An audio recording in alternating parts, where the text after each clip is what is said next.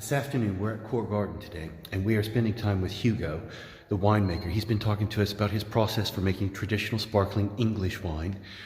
He's talked to us a little bit about riddling and kind of how he goes through the second fermentation process in the bottle.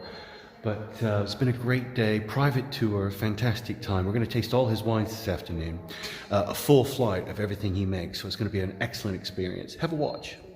And then it ferments for about 3 months, so by September, October 2017 it would have finished the fermentation and increased the pressure inside the bottle to about 5 to 6 bar. And the CO2 that comes off the fermentation is stuck inside the bottle and absorbed by the wine, which is why it's sparkling. Then after 3.5 to 4 years, we will taste the wine and decide whether it's had enough time aging on this sediment. And if it's had enough time aging on the sediment, we'll go through a process called riddling, which is where you were referring to bottles being turned.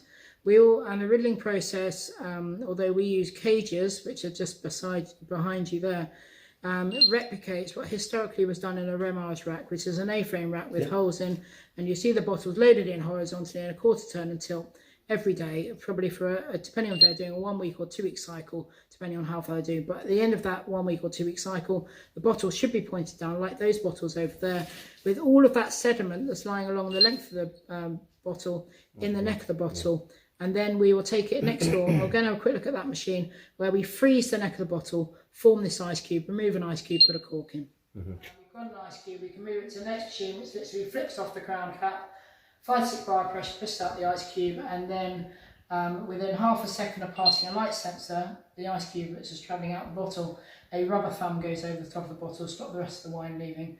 Then it'll move down the line where we can add a dosage, which is a sort of sugar addition, and then we can measure how much wine volume is in the bottle and top up and take out to make sure we're at 750 ml for a standard bottle, 1500 for a magnum. And then we move it to the next machine, which will then squeeze a cork and push it into the top of the bottle and then put a wire hood on.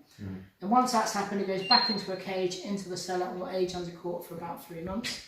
And then we're then at the earliest point of being able to release our wine. And once that's ready, we can get the bottle washed, labelled, apply for PDO status on the wine.